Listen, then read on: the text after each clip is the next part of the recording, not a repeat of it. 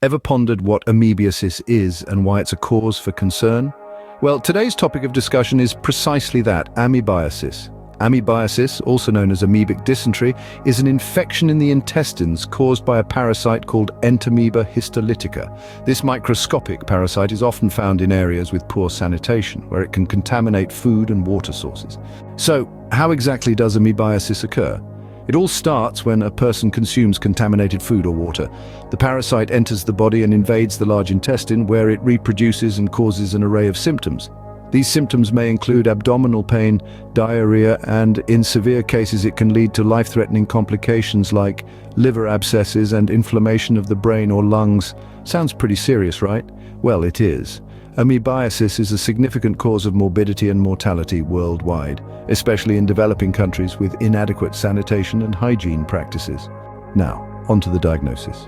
The diagnosis of amoebiasis can be challenging due to its non-specific symptoms. It typically involves a combination of medical history, physical examination, and laboratory tests.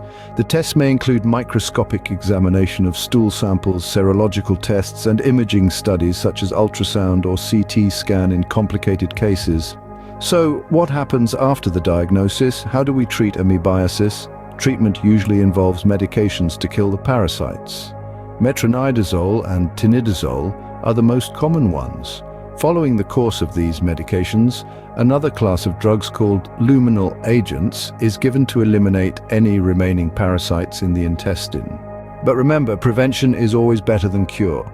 Hygiene practices like washing hands regularly, consuming safe water, and eating well-cooked food can go a long way in preventing amoebiasis. To sum it all up, amoebiasis is an infectious disease caused by the parasite Entamoeba histolytica. It can cause symptoms ranging from mild discomfort to life-threatening complications.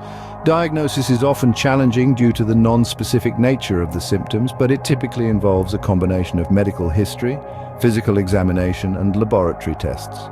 Treatment involves a course of medications to kill the parasites, but the best strategy is always prevention through good hygiene practices. So there you have it. A comprehensive overview of amoebiasis. It's a reminder of the importance of maintaining good hygiene practices and the role they play in preventing such diseases. Keep this knowledge at your fingertips and stay healthy.